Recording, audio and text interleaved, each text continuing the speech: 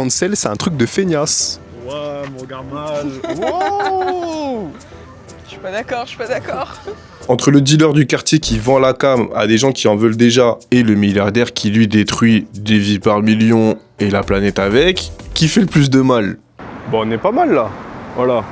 Bon, je pense qu'on a déjà tous entendu de la part de notre daronne ou d'adultes, ne traîne pas avec lui, avec un tel, c'est une mauvaise fréquentation. Donc moi, ça me donne envie de me poser la question, pourquoi les gens ont peur que tu traînes avec telle ou telle personne? Est-ce que c'est vraiment l'amitié et les fréquentations qui changent les gens? Et c'est important comme question, c'est important. Car à part les darons qui s'inquiètent, etc., t'as tous les 6 mois des gauchistes insupportables comme Régis le Gorilla qui, en plus d'être un pisse-froid et un mauvais cinéphile, font les dégonfler à interdire aux gens de parler avec des gens qu'ils aiment ou qu'ils apprécient, partenaires ou amis, on s'en bat les couilles. Seulement parce que il ou elle est ou est devenu d'extrême droite. On peut plus être tranquille ou quoi? Est-ce qu'on peut avoir des amis d'extrême droite ou même sortir avec quelqu'un d'extrême droite? Et la réponse est non.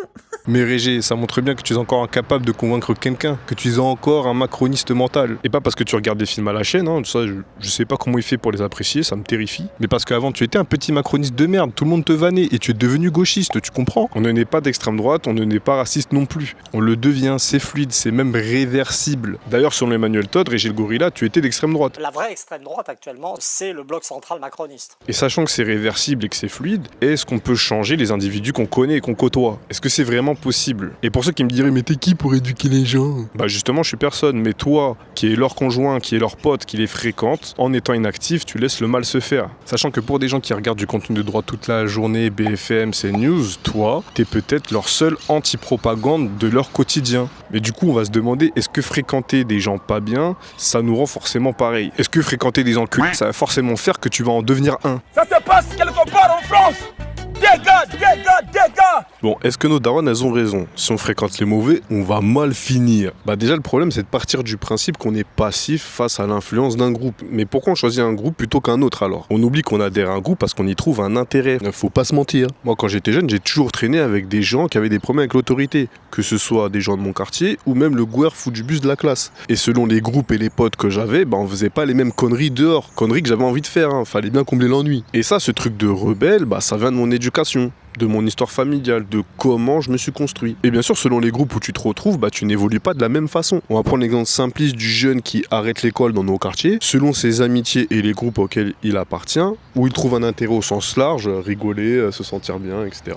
Et il a plus de chances de devenir un certain type de déscolarisé. La sociale sera le geek puant dans sa chambre, le hypeux sera le cliquos du coin, et le zonard sera le dealer du quartier. Et je fais des clichés exprès, t'inquiète. Chaque groupe influence la personne plus ou moins dans son langage, son style, sa morale, sa représentation du monde. Les relations sont aussi des portes sur des opportunités. Moi, j'avais des potes qui arrachaient des sacs, mais j'ai jamais fait. Pourquoi? Parce que je considérais que c'était un vol lâche, honteux, qui créait du trauma, et même si mes principes ne m'ont pas empêché de faire autre chose, je vais pas mentir, ce que je veux dire, c'est qu'on n'arrive pas vierge mentalement dans un groupe. Selon notre éducation, nos valeurs, notre environnement, nos facteurs protecteurs, on ne va pas adhérer à toutes les influences d'un groupe. Mais si certaines de leurs idées te parlent, c'est qu'à la base, il y a des choses qui résonnent en toi, ou que tu ressens un besoin de leur ressembler par conformisme, etc. Mais ça part d'abord d'un truc en toi. Mais bref, de quoi le daron et la daronne ont peur au final? C'est de la contamination d'idées d'un groupe qui va à l'encontre de leur propre influence. Dans nos vies, on a tous entendu des gens dire « t'as changé depuis que tu traînes avec un tel,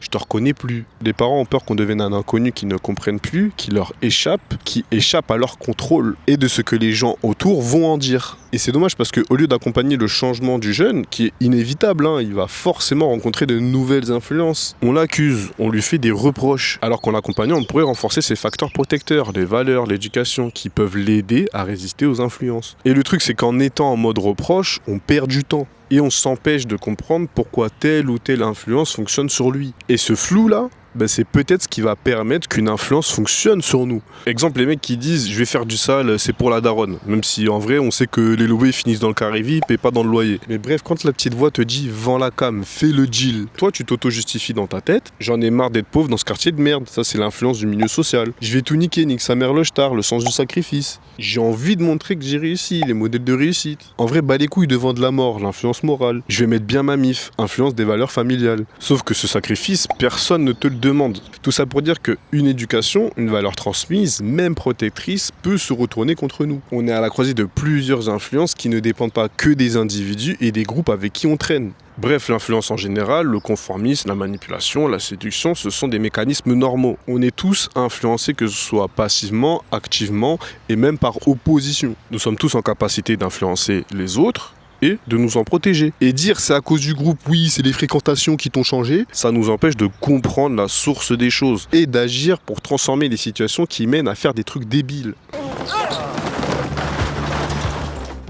Je suis chiant, mais on va reprendre un exemple. Pourquoi tu vas à une descente que les gars appellent l'Erix ? Bon, déjà, tu y vas pour prouver ton appartenance au groupe. Tu y vas aussi pour prouver ta virilité à toi-même et aux autres. Et là, on voit qu'on est déjà en train de dépasser l'intérêt purement du groupe de potes. Tu y vas aussi pour être loyal, solidaire, l'influence morale. Tu veux pas lâcher tes potes et c'est normal. Mais est-ce que le vrai pote, c'est celui qui te met dans la merde ?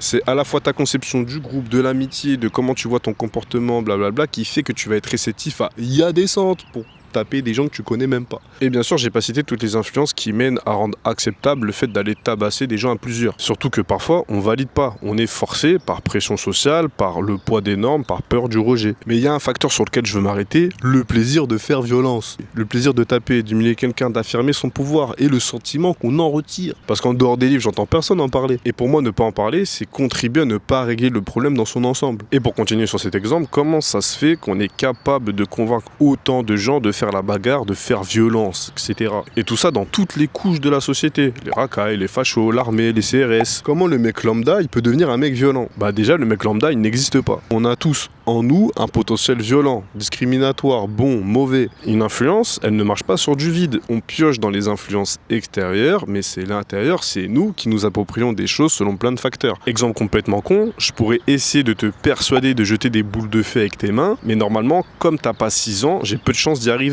Par contre, te faire dire des trucs racistes, c'est largement possible. Évidemment, des moyens d'influencer, on en utilise déjà et on en subit déjà. On est tous influencés et on peut tous influencer.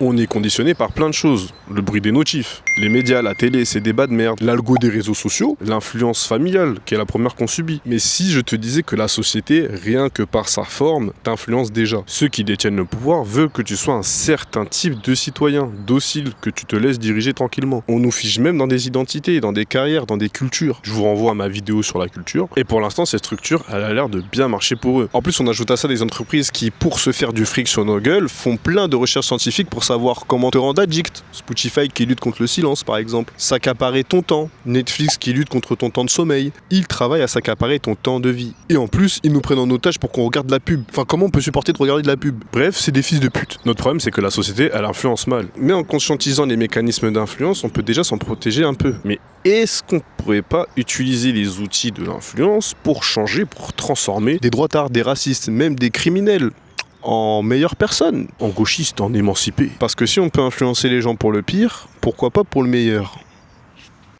Voilà. Vous êtes un arabe ? Mais non, je n'ai pas peur, je suis pas un arabe, ne t'inquiète pas. Et bon, on est tous d'accord, changer la société, c'est le meilleur moyen de changer les gens à grande échelle. Mais la réalité, c'est que toi comme moi, on n'a pas la possibilité de changer la structure là tout de suite. Mais est-ce que ça veut dire qu'on doit rien faire pour changer les gens à notre échelle ? Et en vrai, si je dois être honnête, la question la plus dure qu'on a à se poser quand on pense honnêtement que chaque humain peut changer, évoluer, c'est qu'est-ce qu'on fait des pires individus ? Des meurtriers, des V, des PDF. Et est-ce que c'est souhaitable même de faire quelque chose pour eux ? Bah si moi-même je peux être traversé par l'envie de les tuer, de me venger comme tout le monde, la réalité c'est que notre société, elle a déjà choisi. Elle punit. Elle fait le pari qu'en les enfermant, même les pires individus, ils vont changer, ils vont réfléchir. Voilà, t'es puni, réfléchis à ton comportement, comme s'ils avaient 8 ans et demi. Mais ça marche pas, la prison échoue dans sa mission.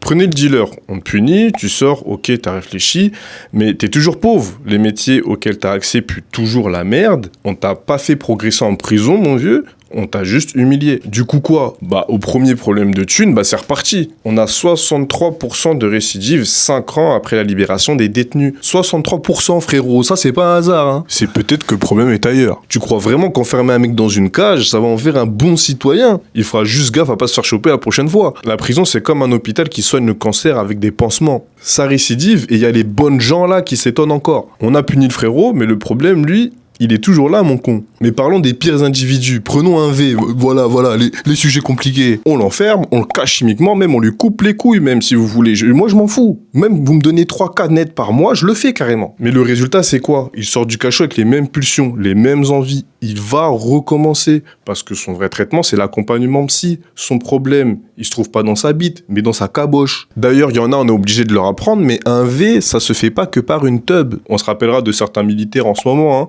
ou d'autres faits divers. Et les États dans tout ça, ils croient faire peur avec des peines de prison de plus en plus lourdes, mais c'est juste du cinéma, de l'illusion qui rassure les effrayés et les petits vieux là. Avant, on torturait, on guillotinait, et ça n'a jamais éliminé le crime. Il y a toujours des meurtriers, des V, des PDF. Dans mon pays d'origine, on tue et on brûle des voleurs vivants. Et ça change rien. Il y a toujours des voleurs, ils deviennent même plus violents. Bah oui, si tu te fais choper, t'es en danger de mort, alors autant faire un dégât. Comme quoi, la peine de mort, ça sert plus la vengeance qu'à vraiment faire baisser le crime. Et moi, je m'en fous, hein, vengez-vous. Hein. Mais faut assumer derrière, faut pas appeler ça justice. Et puis, si t'as forcément besoin de tuer quelqu'un pour l'arrêter, ça pue la faiblesse quand même. La vraie justice, c'est quoi? De continuer à arrêter le voleur ou de faire en sorte qu'on n'ait plus besoin de voler. Punir seul, c'est simpliste et inutile. Il faut l'accompagner d'une vraie solution. Punir, c'est ce qu'on fait par exemple en tant que parent quand on a échoué à convaincre par la parole. L'acte de punir, c'est une preuve de ton incapacité à changer le monde sans utiliser la violence. Tu es faible, ta parole est faible, alors tu utilises ton statut de dominant comme un lâche pour faire plier le puni, le rendre obéissant, docile. Mais est-ce que c'est vraiment un changement? Est-ce qu'il va vraiment t'écouter? Bref, punir, c'est énorme. Pourquoi c'est si banal de punir? Les peines de prison, ça rassure qui? Ça fait du bien à qui? Aux bonnes gens, aux bonnes personnes. Alors oui, il y a des victimes de violence qui veulent vengeance, qui veulent punir, et ça se comprend. Mais les bonnes gens, eux, ils sont contents qu'il y ait des criminels. Ça leur rappelle qu'il y a des méchants, des monstres, des êtres inférieurs, dont eux, ils ne font pas partie. Eux, c'est les gentils. On a créé une figure de monstre pour pouvoir sortir de l'humanité les gens condamnés. Et ça a permis de rendre acceptable qu'on puisse faire ce qu'on veut des criminels. On a le droit de disposer de leur corps. Et ça permet aux États de les torturer physiquement, psychologiquement, on s'en balèque, et même de les bombarder. Bah oui, qui est accusé de terroriste, de criminel, de monstre en ce moment? Ah, tout ça c'est lié. Allez, on revient à la punition. Dans le bouquin, la Gannery nous explique qu'au final, peu importe la punition infligée aux criminels, parce qu'on n'a pas agi sur la situation problème. Comme dit la Gannery, ce qui a permis la possibilité du crime. Et je vais prendre l'exemple inspiré d'un autre bouquin, Bégodeau, François Bégodeau. Pourquoi certains militaires commettent des crimes de guerre, DV? D'abord parce qu'ils le peuvent. On leur a donné l'impunité de le faire. On leur a dit « Défendez votre pays !» Faites ce que vous voulez tant que ça se sait pas. Résultat, ils peuvent torturer, bombarder des enfants, et rien. C'est la guerre, hein. Pas de punition si t'es du bon côté de la barrière, mon gars. Et là, vous pourriez me dire, mais ça me concerne pas, moi c'est partie des bonnes gens. Mais non, il y a un contexte d'impunité du quotidien dont vous faites tous partie, enfin presque tous, la famille.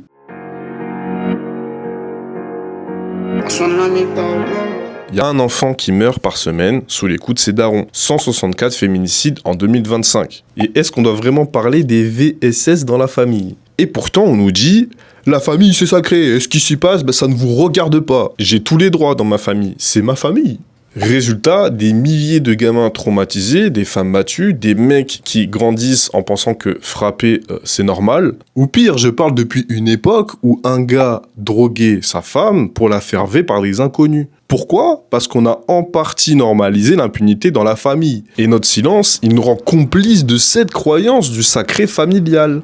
On est responsable, même indirectement, de plein de situations problèmes. Il n'y a pas si longtemps, les profs pouvaient te goumer en classe. Et encore avant, ça te frappait même sur ton lieu de travail. T'étais apprenti et le forgeron, le boulanger, ils pouvaient te tabasser. Bah là, c'est le métier qui rentre, mon vieux. Et en ce moment, les Schmitt, ils peuvent tabasser les jeunes de quartier parce qu'on trouve ça pas si gênant. Ils comprennent que ça, c'est sauvage. Mais faut retenir un truc, c'est que le passé nous montre une chose, ça a évolué. C'est du domaine du possible de changer les choses.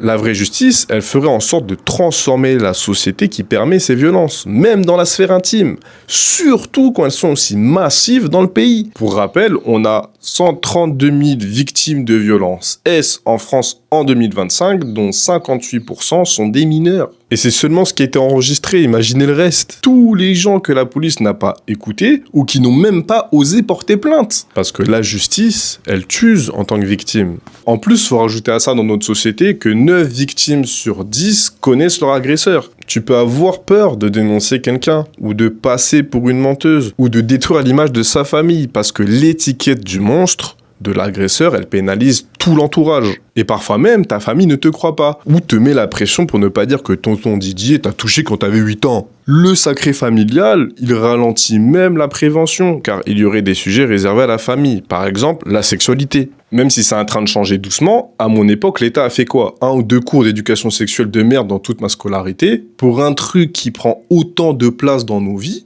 Je trouve ça un peu léger pour faire face à toute une culture violente. Et surtout, inefficace.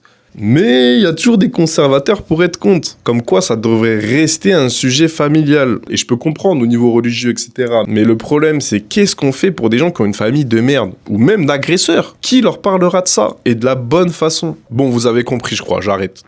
Mais au final, ça arrange qui, l'impunité, en vrai ? Je suis innocent. Cette injustice est un scandale. Qui sont les rois de l'impunité ? Les élites. Bah ouais. Macron, Arnaud, Bolloré, Sarkozy, P. Diddy, Epstein, Trump. Pourquoi eux, c'est si dur de les mettre en prison ? Je vous l'apprends pas, c'est évident parce qu'ils ont de l'argent, du pouvoir. L'argent, ça achète des avocats, des médias, des politiciens, le silence des témoins. Résultat, ils détruisent des vies sans trop de conséquences. Une vraie justice devrait se baser sur la souffrance et nous amènerait à nous demander qui génère le plus de souffrance. Entre le dealer du quartier qui vend la cam à des gens qui en veulent déjà et le milliardaire qui lui détruit des vies par millions et la planète avec, qui fait le plus de mal ? Un dealer, en dehors des violences liées à l'illégalité, en vrai, il fait autant de mal qu'un barman. C'est pas lui qui vous force à vivre une vie si misérable et à vous droguer pour la supporter. Qui te fait te lever pour un SMIC de merde ? Qui t'encule sur le tarot le prix à la pompe ? Qui n'a jamais de problème avec la justice ? Qui fait 3 semaines de prison après avoir niqué un pays ? Qui rachète les médias et donne du gaz à des hommes paillassons ? Normalise la haine, te désinforme, crée de la peur. Qui laisse des algos te rendre addict aux réseaux sociaux ? Qui, alors qu'il pourrait arrêter la faim dans le monde, qui ne coûtait que 13 milliards par an pendant 10 ans, ne l'a pas fait et ne le fait toujours pas ? Bon, j'arrête, vous avez compris. Mais voilà, comment punirons-nous les riches ? Voilà, la classe dominante. En vrai, une société saine leur enlèverait leurs privilèges et les déposséderait de leur position de domination. Et de leur argent. Argent qui me reviendrait à moi. Je veux l'argent de Didi. Donnez-moi l'argent de Didi. D'ailleurs, les puissants, comme Macron par exemple, sont aussi responsables que le potentiel violent d'autant d'individus se réalise. Ils créent les conditions pour que les gens basculent dans la violence, en les laissant sans espoir, sans éducation, etc. Et oui, je parle de potentiel violent, car faut pas se mentir à soi-même, la violence est un phénomène normal, sous différentes formes, physiques, verbales, psychologiques. Elle est partout sur la planète et chaque génération a ses tueurs, ses V, ses PDF, ses harceleurs. Et vous-même, vous avez peut-être déjà exercé la violence sur les réseaux sociaux, par exemple. Ça touche toutes les couches de la société, c'est bien que c'est en nous. D'ailleurs, il existe une violence qui peut être exercée sainement. Le sport de combat, les vannes entre potes, ou même la révolution, la sainte violence. Bref, la violence, elle est là, et quoi qu'il arrive, elle va avoir lieu. Et ça, peu importe la société, même la plus utopique. Moi, comme tout le monde, j'ai déjà eu envie de tuer quelqu'un qui m'avait fait du mal. Alors, pourquoi je l'ai pas fait ? Parce que déjà, j'ai eu de la chance, une éducation, etc. Mais on n'est pas à l'abri que dans le futur, toi ou moi pète les plombs et tue quelqu'un. Mais sur ces sujets, où sont les grandes politiques de prévention sur la violence ? Comme j'ai déjà dit dans la première partie, pour moi, si on ne parle pas des pires instincts, des pires envies, elles finissent par t'exploser à la gueule. Et je vous préchote, non, je ne suis pas en train de dire qu'il ne faut pas sanctionner, enfermer les agresseurs parce que la violence est naturelle et qu'elle arrive chez tout le monde. On peut même les bastonner si vous voulez, mais reste qu'il manque encore un truc pour faire vraiment justice. Notre justice passe son temps à punir les actes passés. Mais qu'est-ce qu'on fait pour le futur ? On préfère faire de la répression, mettre de la police partout, punir, faire des exemples plutôt que d'éviter la souffrance. On chasse l'acte plutôt que de faire en sorte qu'il arrive le moins possible. C'est une justice qui vit dans le passé. Et là, je me suis concentré sur les auteurs de violence, mais il faut savoir qu'en occultant ces sujets, on perd de la matière pour savoir comment aider les victimes de ces violences. On sait punir un V, mais on ne sait pas guérir sa victime. Et sans parler de la façon de comment la justice actuelle traite les victimes. Même Gisèle Pellico s'est fait humilier pendant son procès. Bref, tout ça pour dire que notre société capitaliste, il a encore dit, nous empêche d'avoir une vraie justice. Alors comment changer les choses? Faut du monde, oui. Mais est-ce qu'on a besoin de tout le monde? Concrètement, non. Les sociétés changent sans qu'on ait besoin de tout le monde. Et c'est tant mieux, hein, sinon on sera encore à l'âge de pierre. Mais du coup, on en revient au début. Ok, j'ai pas besoin de tout le monde pour changer la société. Mais est-ce que ça veut dire qu'on doit abandonner nos proches, nos apolitiques, nos droitards qui ne pensent pas comme nous? Bon. Tu cadres là, tu cadres pas là, l'assistante, on cadre. Bon, on a tous ce pote, ce collègue, ce membre de la famille avec qui on n'est pas d'accord. Genre qui balance des clichés racistes, qui fait de la merde en soirée, ou avec qui tu t'embrouilles à Noël, qui a voté RN ou Macron. Et bon, toi, tu fermes les yeux, tu rigoles pour pas faire de vagues. Tu te dis, bon, de toute façon, je peux pas trop changer les gens. Au final, faire le lâche, là, ça sert à qui? En faisant ça, ton silence, ta passivité, de manière indirecte, crée des situations d'impunité, comme on l'a vu dans la partie précédente. Tu laisses le monopole de pouvoir influencer les gens aux États, aux médias, aux algorithmes, aux autres formes d'influence. Ouais, les touristes, ouais. Il y en a qui t'arrivent. Non, mais la dame aussi, elle m'a répondu. Ok. Et la petite musique qui te dit tu n'arriveras pas à changer un tel, elle nous enlève le pouvoir de le faire, ça nous garde divisés. Mais vous êtes en capacité de changer le monde. Moi, j'ai changé des gens.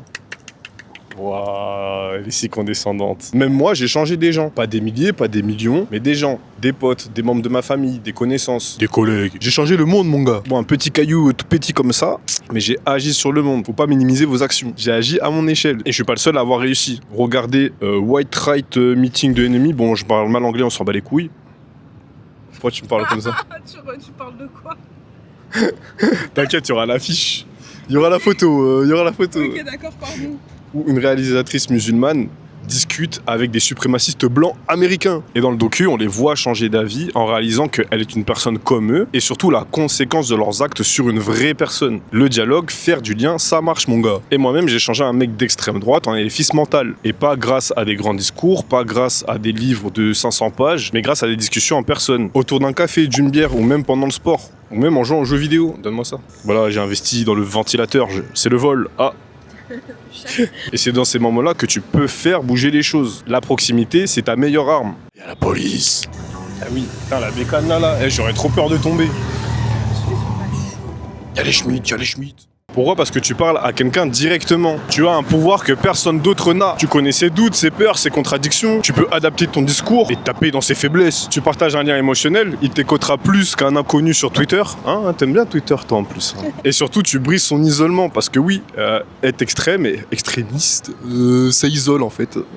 Allô Le poteau qui me sortait les étrangers nous volent notre argent. La caméraman me vole l'argent, ça c'est vrai. Dans son cas à lui, je savais que si je venais en mode t'es un sale raciste, il allait se braquer et j'allais rien changer. Et je savais aussi que si je faisais l'intello un peu mou, en étant en mode oui, en fait les migrants ça rapporte plus que ça ne coûte, etc. Enfin c'est chiant. Et de toute façon, ces mecs-là, ils ont abandonné la rationalité, donc il allait pas m'écouter. Il allait me répondre prouve-le. Et j'allais passer 1 heure à débattre sur des stats et des chiffres. Enfin flemme, ça c'est trop d'énergie. Mais moi qui le connaissais, j'ai préféré lui dire vas-y explique, vas-y dis les termes, explique pourquoi le livreur Uber Eats te vole ton argent. Et ces mecs là en général quand tu les laisses développer ils finissent par être tout honteux et te dire moi en vrai j'y connais rien. Et puis en vrai quand tu tires un peu et que tu lui dis là en vrai aujourd'hui qui t'a baisé toi le migrant sur le prix de la pompe, et est-ce que c'est vraiment le mec qui a traversé la mer en radeau qui te sous-paye? Et tes idées de beauf là, tes idées de droitard, c'est des idées lâches qui accusent plus petit que toi. Mais en vrai qui vous met en concurrence? Le parasite c'est qui? C'est vraiment le migrant qui travaille plus que toi et moi? Bon l'exemple il est un peu banal mais c'est pour dire qu'il faut partir de sa colère, de ses instincts. Qu'est-ce qui dans son quotidien pèse sur lui? Il faut aller chercher dans sa réalité. Non parce que des migrants en vrai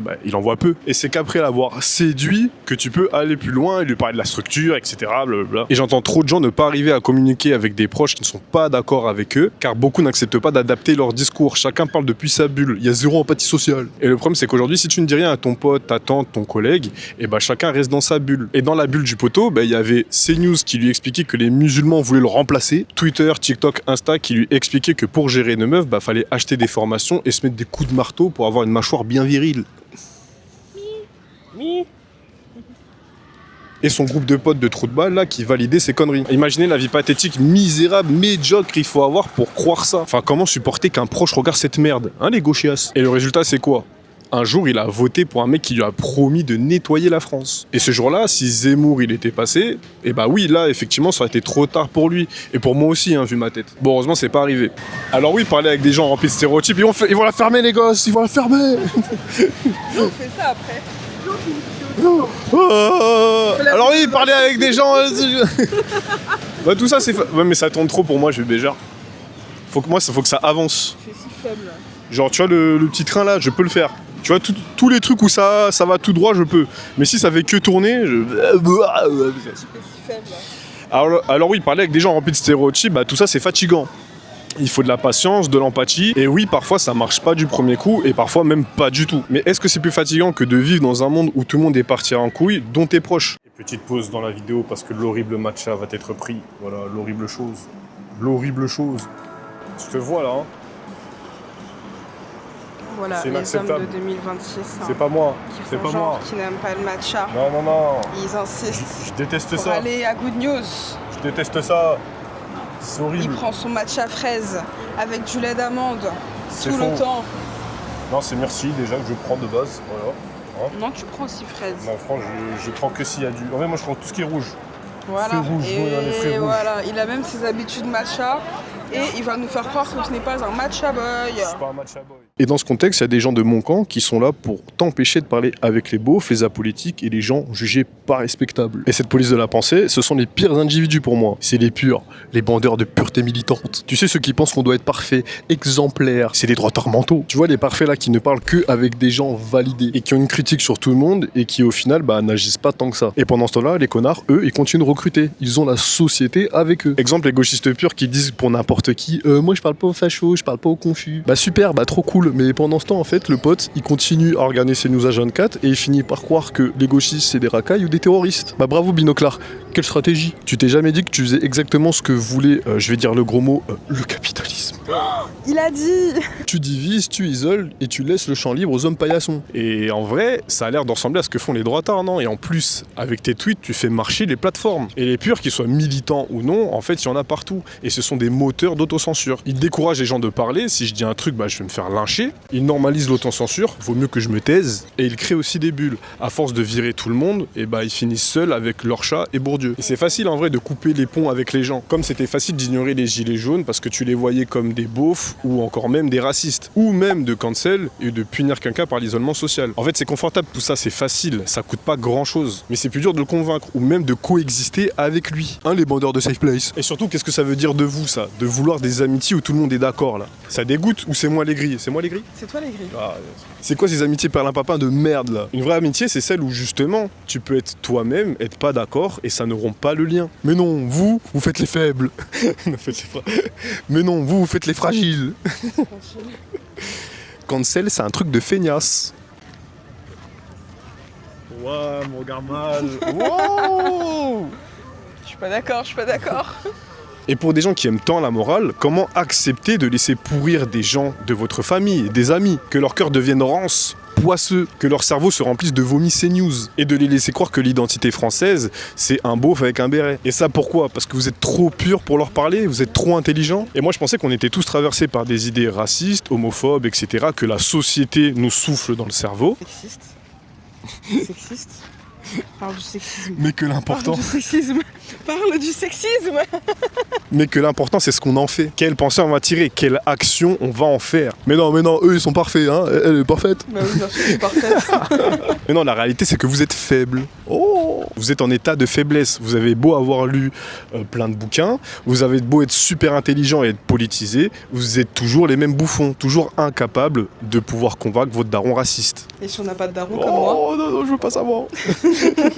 Et c'est pas grave la faiblesse. Le problème, c'est de l'imposer à tout le monde et qu'elle devienne une règle. Le cancel, c'est comme la prison. Ça isole, mais ça ne transforme pas les gens. Voilà, vous êtes vraiment les pires potes. Zéro loyauté. Perso, je vous ferai jamais confiance.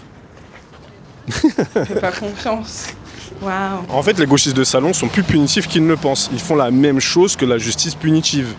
La fascisation n'a pas lieu qu'à droite. Les gauchistes aussi créent des étiquettes de personnes impardonnables. Et ils s'en servent pour harceler les gens, même quand ils ont changé. T'as été un droitard, t'as été un raciste, t'as été un macroniste, comme moi je l'ai fait en faisant exprès avec Régel Gorilla dans la première partie. Les gauchistes qui devraient être les premiers à considérer la fluidité d'une personne, sa capacité à changer, à s'émanciper, restent des petits vengeurs. C'est donc ça votre humanité, hein, c'est donc ça? Ne sommes-nous pas tous frères? Pour moi, le travail d'Antifa ne passe pas que par la violence physique. Oui, il faut de l'autodéfense, faut bien les goumer même. Mais déradicaliser les gens devrait aussi faire partie du boulot. Il faut se rappeler que vous-même, vous avez évolué.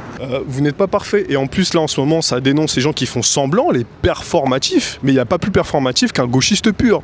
Faut vous regarder dans un miroir. Eh oui. Il faut assumer l'imperfection. L'humain est plein de contradictions, plein de faiblesses, et c'est pas grave. Mimi, coucou toi. Ah bah non, tu dis pas bonjour, ok. Je vais pas dire bonjour. Il veut pas dire bonjour. Ok. Les chiens, on s'en bat les couilles des chiens. Ma chienne me On manque. s'en fout. Vichy On me part de la manque. gauche là, non. Vichy me manque, ok. Ma fille me manque. Je suis une mère en deuil. Dans la vie, on fait ce qu'on peut, et c'est souvent médiocre, surtout dans la France à Macron. En parlant d'humanité, ça vous fait pas mal au cœur que vos darons, vos amis, votre entourage soient tellement aliénés qu'ils préfèrent sacrifier leur existence dans le travail à courir après la carotte, plutôt que par exemple se syndiquer et reprendre un peu de pouvoir et que ce soit leur patron qui ait peur d'eux, tout en sachant que faire changer la vision politique de quelqu'un, ça peut être très violent pour cette personne. Parce que bah oui, se rendre compte qu'on a sacrifié 20 ans de sa vie pour le French Dream, bah oui, ça va faire très mal. Et même sans pas être politique, ça vous plaît de laisser vos proches être des esclaves bien dociles? Les soi-disant politiques qui vous entourent, qui, tellement fatigués par le travail, n'ont que pour loisir des trucs débiles. Bouh, le mépris. Bon, c'est normal, t'es fatigué, t'as la flemme de réfléchir, et puis bon, bah, parler politique, c'est un peu chiant, hein, c'est un peu casse-couille après le taf. Et là, bah, finalement, bah, ça t'intéresse pas, c'est pas ton truc. Du coup, tu regardes Skibidi Tentafruit.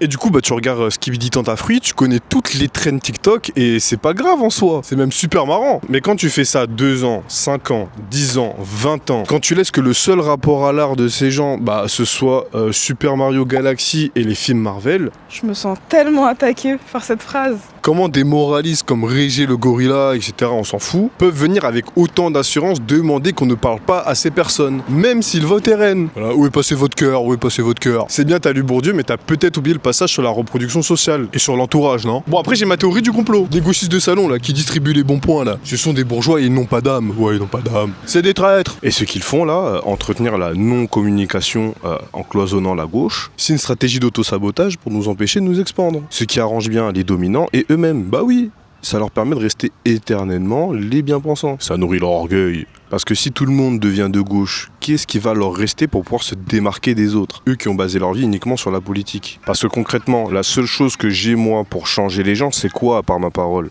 Je suis pas connu, j'ai aucun pouvoir, j'ai pas accès aux médias, j'ai pas d'argent. À part la proximité avec les gens, j'ai quoi pour changer les choses? Même au travail, on est de plus en plus isolé de ses collègues. Alors oui, je peux déléguer par mon petit vote un peu de pouvoir à quelqu'un. Mais bon, est-ce que c'est vraiment utile? Mais le mien, mon pouvoir, il est où? C'est quand même marrant de donner la seule force d'influencer aux petites gens comme moi. Comme si c'était un peu voulu de la part des gauchistes de salon, quoi. Il faudrait que je leur remette ma parole. Ce sera à eux de décider ce que je dois dire et faire. Pendant les élections, j'ai le droit de faire du porte-à-porte, de parler avec tout le monde. Mais si je veux créer du lien dans un bar avec des droitards, là je suis confus, là je suis suspect. Désolé, mais mon objectif c'est pas les élections présidentielles. Et surtout, qu'est-ce qui m'empêche de faire coexister les deux? Je peux faire campagne et parler à ces cons. Enfin, j'ai le droit d'avoir mes propres rêves ou c'est comment?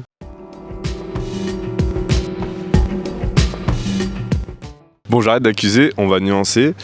Évidemment, pas tout le monde a le temps ni l'énergie disponible pour pouvoir s'occuper de l'éducation, de l'émancipation des gens autour de soi. Ça demande de la patience, de l'empathie. Et même parfois des moyens, comme le traître pleurnichard qui a déradicalisé Sarah Salman, même si en vrai elle n'a pas changé, elle est juste devenue plus sympa. Et il y a autre chose, tout le monde n'est pas en capacité de convaincre des droitards. Et même une autre réalité, c'est que là, tout de suite, beaucoup de personnes ne sont pas convaincables ou prêtes à accueillir le changement. Il y a des gens qui sont trop radicalisés, qui n'écouteront pas, qui sont complètement abrutis. On a l'exemple actuel de Sardoche. Et je ne parle pas que de la droite. Le rapport temps-efficacité n'est pas en notre faveur. Surtout si votre objectif, c'est les élections présidentielles qui arrivent. Genre si tu veux convaincre ton tonton raciste pour 2027, c'est peut-être un peu chaud.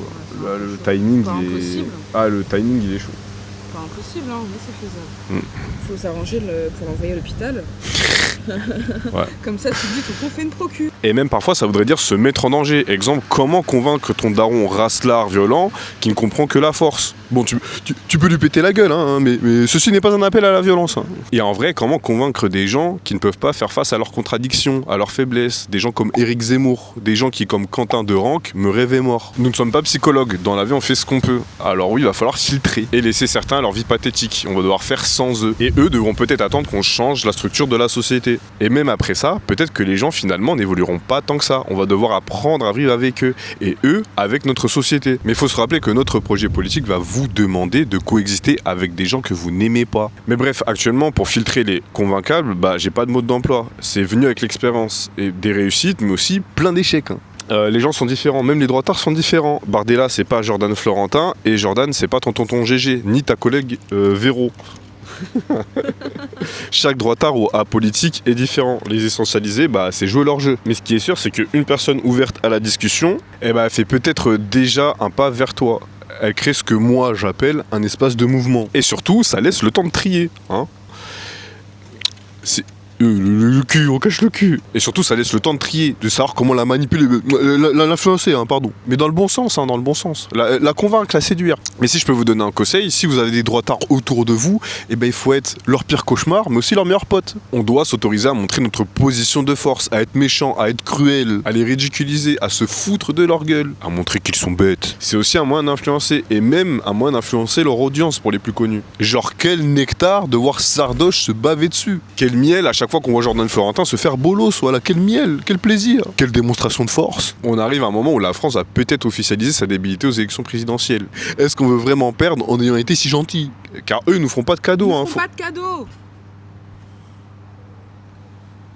Car eux, ils nous feront pas de cadeaux. Faudra pas pleurer une fois dans la geôle. Hein. Et le poncif, si on dialogue avec l'extrême droite, ça normalise leurs idées. Mais ferme ta gueule. Leurs idées sont déjà normalisées, ça passe tous les jours à la télé au calme. Faire le beauf est même devenu cool. Tu vois des mecs de Versailles qui font des cosplays de beauf en pensant que c'est ça le vrai paysan français. C'est ça le vrai mépris pour les paysans. Parce qu'en vrai, les paysans, ils sont comme tout le monde. Il y en a tous les styles. Et je sais pourquoi faire le beauf, c'est devenu cool. Hein. Ça donne une force. En jouant le beauf, tu te sens faussement subversif. Tu déranges, tu choques, tu prends de la place. En fait, la figure de beauf, elle donne la possibilité à des gens médiocres de prendre une petite revanche. Ça permet de dominer une conversation, ça permet de pouvoir tenir tête à l'intello, là, binoclard. Ça permet d'être fier de sa bêtise, fier d'avoir avalé des conneries et de les recracher. Imaginez à quel point faut se détester pour jouer le beauf. Et c'est pour ça que quand j'entends un proche être raciste, je le dis haut et fort, je l'affiche. Faut qu'il se sente honteux, faut qu'il rentre chez lui en ruminant, faut qu'il ait le seum. C'est pas à nous de subir les droitards et les teubés mous apolitiques, là. Faut être en état de force, c'est à eux de se sentir comme des merdes. C'est eux qui vivent dans la bêtise, on leur est supérieur. Bon, malgré nous, c'est eux qui n'acceptent pas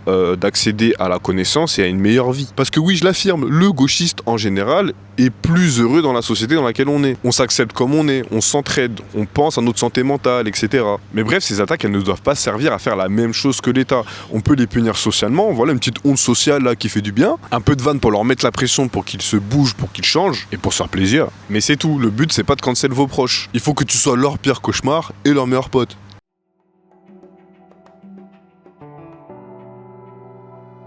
Bon, je me suis pas mal concentré sur la parole, on va dire que c'est l'influence directe, mais en vrai, changer quelqu'un, ça passe pas que par des mots. La proximité et l'amitié, c'est un espace réel, palpable, c'est l'arme absolue. Il abuse.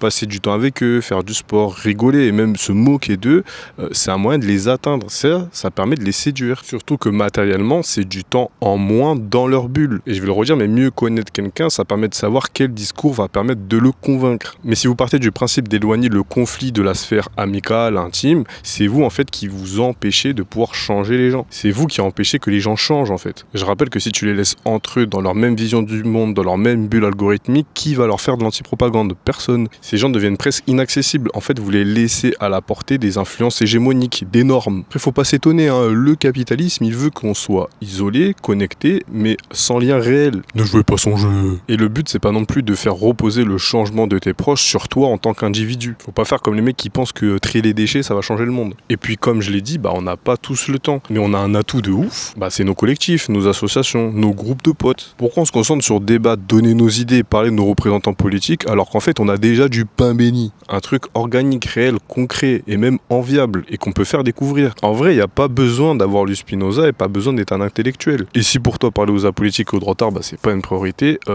la bonne chose ce serait au moins d'arrêter de casser les couilles à ceux qui essaient. On n'a qu'une seule vie et on sait déjà qu'on risque de perdre notre temps à faire ça. C'est pas pour que des binoclars bourgeois à lunettes viennent nous dire t'es confus, t'es suspect. Et tu nous fais perdre plus de temps, mon vieux. Enfin, franchement, c'est ça que tu fais de ton temps libre. C'est donc ça ton action sur le monde, du bruit sur Twitter.